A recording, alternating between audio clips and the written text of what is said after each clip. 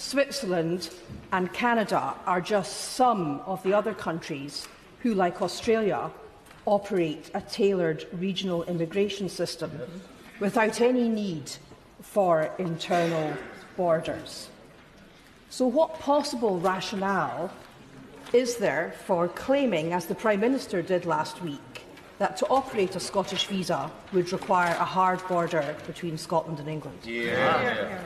Well, thank you, Mr. Speaker. Again, we'd make very clear the Independent Migration Advisory Committee has set out in their report why they do not recommend this type of approach. And ultimately, Mr. Speaker, we don't want to see borders at Berwick just to satisfy a separatist obsession. And our goal will be to have a system that works and drives success in Scotland. And that means being part of a wider, stronger United Kingdom. Alrighty, some of you may be wondering why I opened with that clip. Well, it's because today we're going to be talking about a separatist obsession. That's right. We're going to be talking about that. So, we're going to be talking about how ridiculous what that guy just said was. That's what we're going to be talking about. All right. So, what we're going to do here is I'm going to be reading to you a piece written by a gentleman who campaigned for Better Together back in 2014. He believed in it. He was a believer, and this piece he wrote is brilliant, and he basically goes through, the big things that happened, the big things that caused him to change his mind, and how they happened, and he goes into explaining it in a very, reasonable and just in a very interesting way that he does. So I'm going to read that to you guys here. Alrighty. So I am going to be reading a piece written by this gentleman here. His name, I'm sorry if I mispronounce, is, I believe, Ruaridh Hanna. And this is why he changed from campaigning for Better Together to backing Yes, a separatist obsession for independence.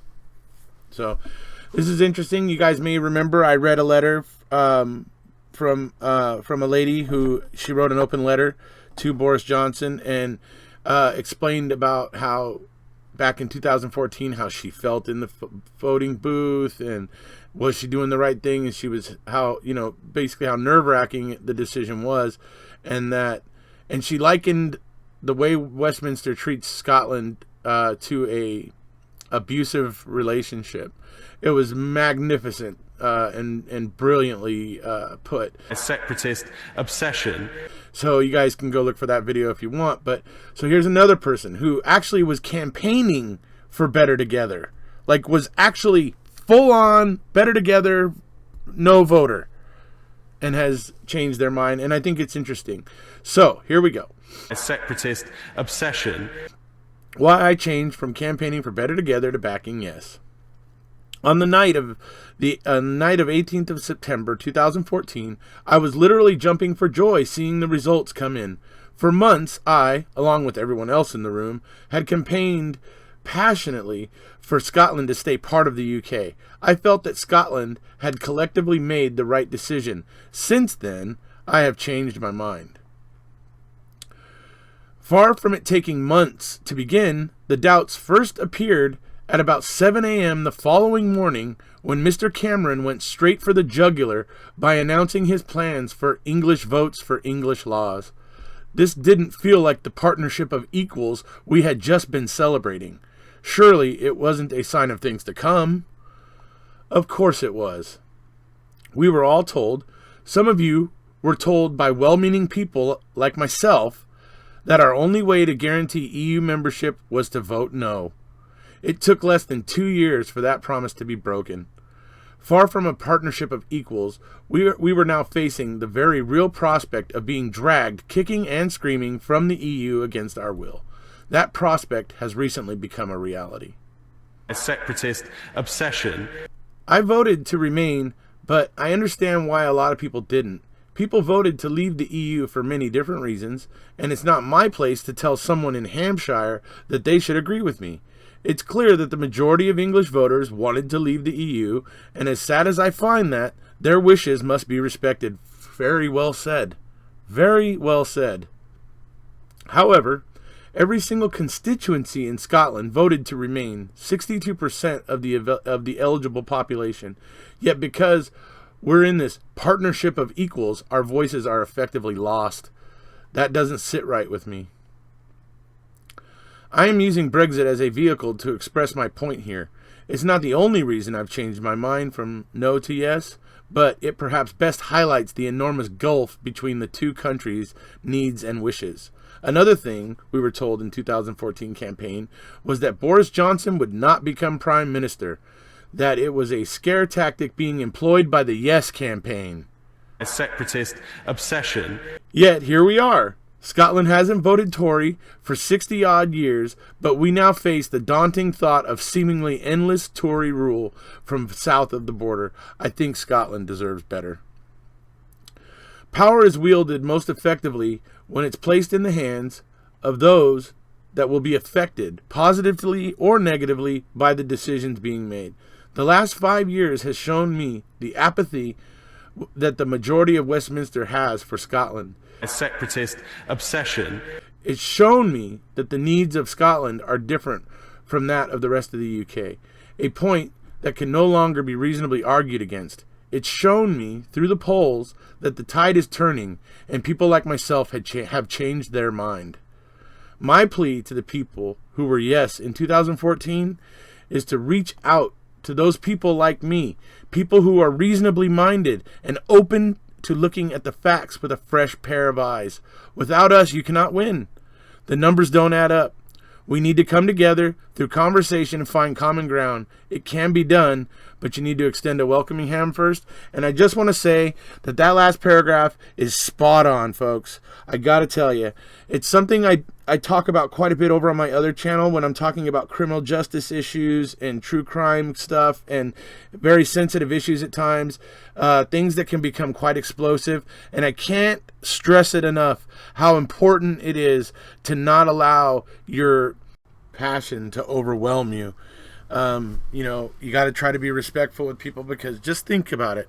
When people come to you and try to tell you something in a disrespectful way, are you inclined to listen to what they say, or are you more inclined to just ignore them because they don't have the common decency to show you a little respect, right? So it's a two-way street. We all have to try to remember that. And I think it's an important part of this situation. And I like the way that this gentleman pointed it out. He did a great job of it. And it is important, folks. We don't really want fighting and bickering, but intelligent and reasonable conversation, yeah, that is something that we could use very much. So, alrighty. All right, folks, there you go. There's your example of a separatist obsession.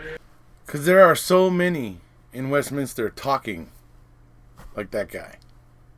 Talking about separatist obsessions. Speaking, do you hear that kind of loathing and contempt in his voice when he says separatist obsession? And it's a disingenuous,